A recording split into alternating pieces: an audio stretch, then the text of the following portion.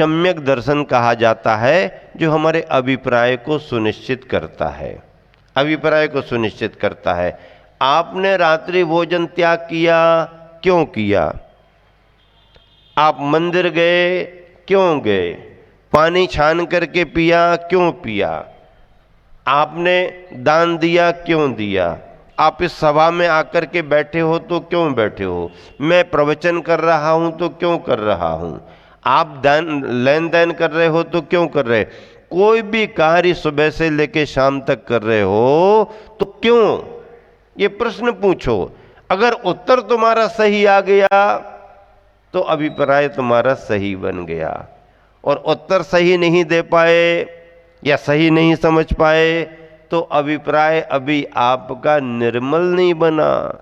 एक ही कार्य में अभिप्राय अलग अलग हो सकते हैं, कार्य एक ही है, अभिप्राय अलग अलग है।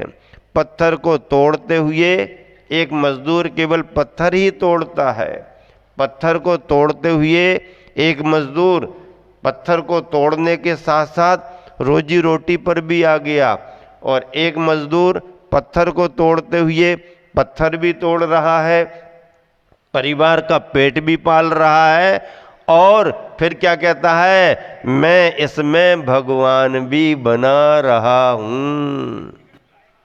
अभिप्राय कितना बदल जाता है। ऐसे ही सम्यक अभिप्राय को लेकर के जो साधना की जाती है, विचारों की एकाग्रता बनती है, उसका नाम ध्यान है। और उसके लिए विषयों से विरत होना, अर्थात जीवन में संयम स्वीकार करना एक बात है। दूसरी बात है वैराग्य का भाव आना।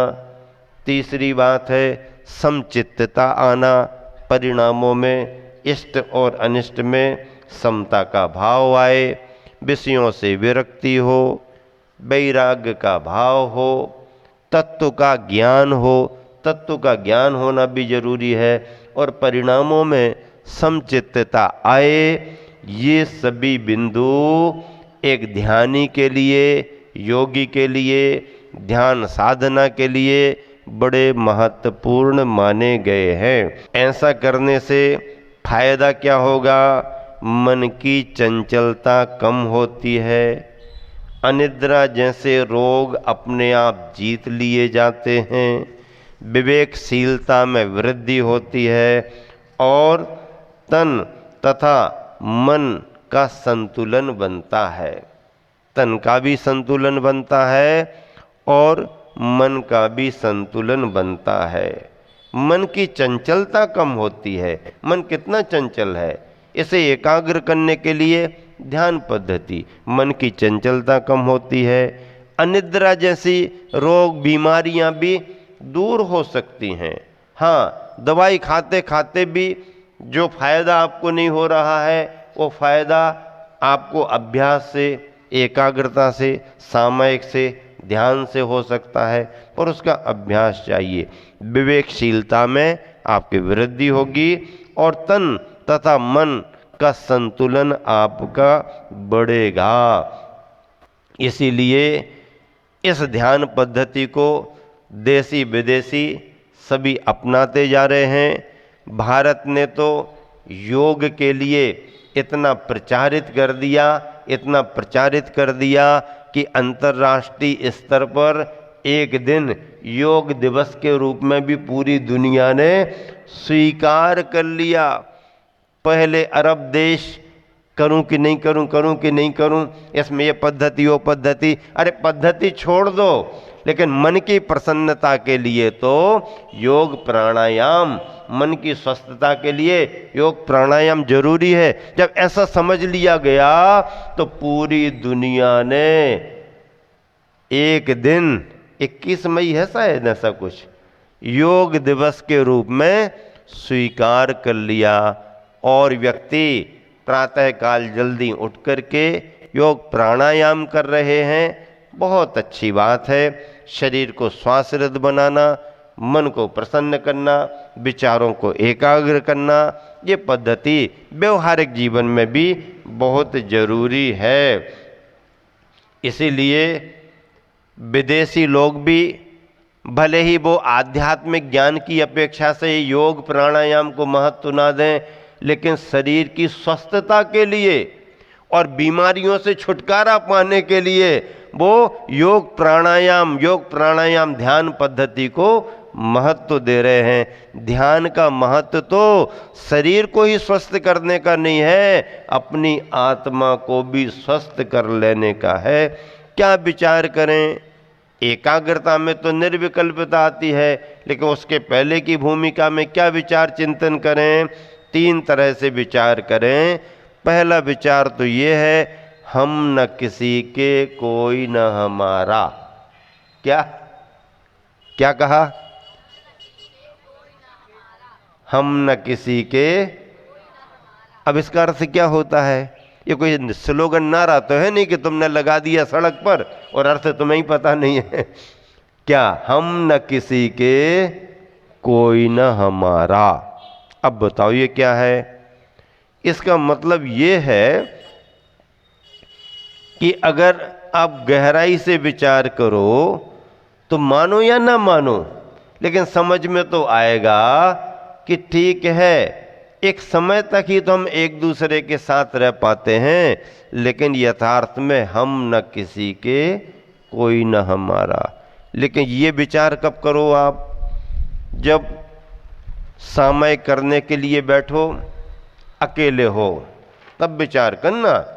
हाँ, अपने स्थान पर अकेले हो, विचार करो हम न किसी के कोई न हमारा। चलेगा, आनंद आएगा आपको। लेकिन जब आँख खुल गई, उठ गए, बैठ गए, यहाँ वहाँ का काम करने लगे और भोजन करने के लिए बैठे और इतनी मेहनत से तैयारी से सब बना करके तुमको परोस दिया गया और खाने के पहले आप गाना गाने लगे श्रीमती के सामने, हम न किसी के कोई न हमारा, तो कहेंगे फिर हम थाली उठा करके ले जाते हैं। भोजन के समय नहीं, भोजन के समय तो अरे देखो हम तो सूचना भी नहीं दे पाए और आपने सूचना के पहले ही तैयार करके रख लिया, कितना श्रम किया है, बहुत ध्यान रखते हो, ये है वो। ये कहोगे तो ही जमेगा मामला। भोजन करते समय तुमने कह दिया हम न किसी के कोई न हमारा, काम बिगड़ जाएगा। और भजन करते समय, अब भजन करने का समय है, सामयिक करने का समय है, और उसमें अगर तुमने ये गाना नहीं गाया तो तुम्हारा काम बिगड़ जाएगा। जब ध्यान करो, भजन करो, तो मन की प्रसन्नता और प्रशस्तता के लिए तो भैया ये तो व्यवहारिक संबंध हैं, हम भी निभा रहे, सब निभा रहे, निभाना पड़ेगा। लेकिन सच्चाई तो ये है जो इस समय में विचार कर रहा हूं कि हम न किसी के कोई न हमारा। दूसरा बिंदु क्या है? जो आया है सो क्या? नहीं महाराज जी, आने की बात करो, जाने की बात मत करो। जाने की बात में फिर वो गड़बड़ हो जाता है। आने की बात करो। जो आया है, जो आया है, जो आया है, तो उसके आगे भी तो कुछ लिखा जाएगा ना। जो आया है सो जाएगा, राजा रंग के फकीर। कोई अपने साथ कुछ ले नहीं जाता। और सुख आया है तो भी भूलना नहीं, वो भी जाएगा। और दुख आ गया है तो वो ही हमेशा बना रहेगा ऐसा नहीं, वो भी जाएगा। अच्छा भी जाएगा, बुरा भी जाएगा, परिचित भी जाएगा, अपरिचित भी जाएगा। इसलिए इन सब आने जाने वालों में समभाव रखो। जो आया है सो जाएगा, और जो बोओगे सो पाओगे। व्यक्ति जो कर्म करता है उसका फल उसे अवश्य ही मिलता है। राम और रावण के संदर्भ में राम भी ध्यान करते थे, रावण भी ध्यान करता था। राम भी अपने विचारों में एकाग्र होते थे, रावण भी होता था, लेकिन अभिप्राय दोनों के अलग अलग थे। राम ने जब भी ध्यान किया विश्व कल्याण, जीव कल्याण के लिए सभी का भला हो, किसी का बुरा ना हो। रावण जब भी ध्यान करने बैठा, ऐसी विद्या सिद्ध हो मेरे लिए कि राम को मैं जीत जाऊं, राम की पराजय होना चाहिए। रावण ध्यान करने बैठा है, बहुरूपनी विद्या सिद्ध कर रहा। क्यों? युद्ध भूमि में राम की सेना पर मेरी विजय हो और मेरा नाम नीचे से लेके ऊपर तक केवल मेरा ही नाम हो, मेरे सामने कोई ना हो। ध्यान कर रहा। पद्म पुराण में आचार्य रविसेन महाराज जी ने लिखा, रावण इतना एकाग्र होकर के ध्यान कर रहा था शांतिनाथ भगवान के मंदिर में, इतना एकाग्र होकर के ध्यान कर रहा था कि अगर वह बहुरूपनी विद्या सिद्ध करने का भाव नहीं रखता और कर्म क्षय करने का भाव रखता तो उसका कर्म क्षय हो जाता, उसको मोक्ष भी हो सकता था। लेकिन उस समय उसके भावों में मोक्ष नहीं था, कर्म क्षय नहीं थे, उसके भावों में तो ये था, एन केन प्रकारे ने कैसे भी हो राम पर हमारी विजय होनी चाहिए। और बहुरूपनी विद्या सिद्ध कर रहा, बहुरूपनी विद्या सिद्ध कर रहा। एकाग्रता तो प्राप्त की, लेकिन विद्याओं को सिद्ध करने के लिए राम ने कभी ऐसा कोई उपाय नहीं किया। राम निरंतर यही भावना भाते रहे कि सबका कल्याण हो, उसमें रावण का भी कल्याण हो, सबका भला हो, उसमें रावण का भी भला हो, सबको सद्बुद्धि आए, उसमें रावण को भी सद्बुद्धि आए। हाँ, रावण को भी सद्बुद्धि आए, ये भाव निरंतर भाते रहे। परिणाम क्या निकला? रावण की पराजय हुई और राम की जय जयकार हुई। अभिप्राय का कितना अंतर है। शुभचंद्र और भर्तृहरि दो भाई राजघराने के राजकुमार थे। वैराग्य का भाव आया, महल को छोड़ करके चले गए, जंगल में पहुंच गए। समय बीतते बीतते शुभचंद्र को कोई निर्ग्रह का सानिध्य मिला और शुभचंद्र दीक्षित हो गए। भर्तृहरि किसी आश्रम में पहुंच गया, वहाँ पर कोई गुरु मिले और उन गुरु से वो रस रसायन बनाने के सूत्रों को सिद्धि को करने लगा। कालांतर में क्या हुआ? शुभचंद्र आचार्य महाराज रत्नत्रय की साधना में लगे रहे, परमार्थ की साधना में लगे रहे, बहुत लंबा जीवन उनका निकल गया। यहाँ भर्तृहरि रस रसायन की सिद्धि में लग गए, उन्हें भी वो विद्या प्राप्त हुई। बहुत सारा रसायन, सोना बनाने का रसायन उन्होंने तैयार कर लिया। किसी एक दिन उन्हें अपने भैया शुभचंद्र की याद आई, उन्होंने सोचा इसी जंगल में भी वो है, जाना चाहिए, देखना चाहिए।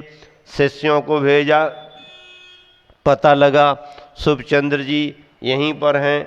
शिष्य ने आके कहा स्थिति बड़ी खराब है, खाने पीने का इंतजाम नहीं, उनका कब होता होगा भोजन पता नहीं। मैं गया, दिन भर भूखा रहा, उनके पास तो कपड़े भी नहीं है, स्थिति आ गई ऐसी बनी। भर्तृहरि को बड़ा खेद हुआ, मेरे भैया की ये अवस्था, मैंने तो इतना स्वर्ण रसायन तैयार कर लिया, एक तुम भी ले जाओ दे दो। एक तुम भी ले जा करके दी। शिष्य ने कहा तुम्हारे भैया ने भेजी है, मेरे को आवश्यकता नहीं है। नहीं नहीं भेजी है, मेरे नाम पर भेजी है, इसको यहीं पर डाल दो। ऐसे अरे ये डाल दो ना, जो आपकी आज्ञा। एक दो बार ऐसा हुआ, भर्तृहरि को लगा कि मामला बिगड़ गया है, स्थिति बड़ी खराब है भैया की, बहुत दिन से खाने पीने नहीं मिला होगा, दिमाग में कोई गर्मी चढ़ गई होगी, इसलिए स्वर्ण रसायन जमीन पर गिरा दिया गया। चलो अब अपन को ही चलना चाहिए। अंतिम तुम भी जो उनकी रसायन से भरी थी वो लेकर के गए। भैया ये क्या बना रखा है तुमने? मेरा देखो मेरा आश्रम कितना बड़ा हो गया, मेरे पास आ जाओ ना, तुम्हें कुछ करने की ज़रूरत नहीं है, सारा इंतजाम हो जाएगा। क्या दशा बना रखी, कपड़े भी नहीं है, खाने पीने का इंतजाम भी नहीं है, एक झोपड़िया भी नहीं बना पाए आप इतने दिनों में, एक झोपड़िया भी नहीं बना पाए इतने दिनों में। ऐसा उन्होंने कहा तो शुभचंद्र को लगा कि भर्तृहरि अभी समझ नहीं पा रहे। 12 बरस हो गए, तुमने कुछ नहीं किया, मैंने इतना कर लिया। शुभचंद्र ने फिर कहा कि तुमने क्या कर लिया? मैंने सोना बनाने का रसायन तैयार कर लिया है। अच्छा, सोना बनाने का रसायन तैयार किया, तो अपने घर में महल में सोने की कोई कमी थी, इसलिए वो सब छोड़ करके आए थे यहाँ आकर के सोना बनाना। भैया तुमने क्या कर लिया? मैंने जो किया है वो उसकी जानकारी तुमको नहीं है। ये जो रसायन लाए इसको भी यहाँ, ये रसायन सोना बनता है इससे, नहीं नहीं यहीं डाल दो, फिर क्या होगा, फिर कुछ मैं बताता हूँ। सारा रसायन भी डाल दो, गिरा दो, कुछ नहीं। अब इसका क्या होगा? तुमने क्या प्राप्त कर लिया? मैंने क्या प्राप्त किया बताता हूँ। भर्तृहरि बैठे थे, धूप ताप रहे थे, पसीना आ रहा था। उन्होंने कहा देखो मैं बताता हूँ। शरीर पर हाथ फेरा और पसीने की बूंदों को सामने एक चट्टान पर डाल दिया। चट्टान पर डाला, चट्टान सुनहरी हो गई। बोले देखो 12 बरस में तुमने क्या प्राप्त किया और 12 बरस में मैंने क्या प्राप्त किया। ये तो आपने कहा इसलिए आपको बता दिया, अगर आप नहीं कहते तो मुझे कोई ये समझने वाला नहीं था कि मेरे पास क्या है, और मैंने किसी को बताने को भी ये प्राप्त नहीं किया। मैंने तो कर्म क्षय के लिए किया है। फिर भर्तृहरि को समझाने के लिए आचार्य शुभचंद्र महाराज जी ने ज्ञानार्णव ग्रंथ लिखा, जिस ज्ञानार्णव ग्रंथ की चर्चा मैंने आपके बीच की। ध्यान का एक बहुत बड़ा ग्रंथ अपने जैन ग्रंथों में है। इस तरह से ध्यान तो भैया कर्म क्षय के लिए किया जाता है, और ऐसा ध्यान सभी के लिए प्राप्त नहीं होता, योगियों के लिए प्राप्त होता है, संयमी साधकों के लिए प्राप्त होता है। आप तो बस अपने घर परिवार में रह कर के सामयिक का नियम अगर कर लें और सुबह शाम माला भी फेरते रहें, मंत्रों का जाप करते रहें, तो यह भी एक छोटा सा ध्यान, छोटी सी सामयिक आपके लिए कल्याणकारी हो जाएगी। इसलिए निरंतर ध्यान जिन्होंने किया है उनका ध्यान रखो, और उस ध्यान को पाने के लिए आप स्वाध्याय और सामयिक करते रहो। ध्यान के लिए ना एयर कंडीशन की ज़रूरत है और ना किसी कंडीशन की ज़रूरत है।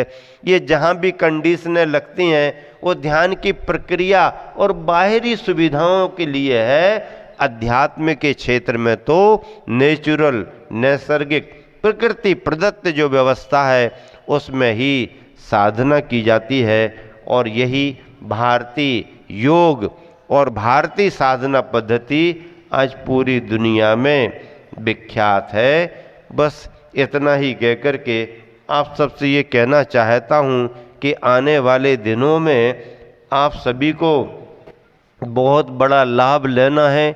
बहुत सारे बच्चे भी परेशान हैं, बहुत सारे बड़े भी हैं, अपनी अपनी व्यवस्थाओं में लगे हुए हैं।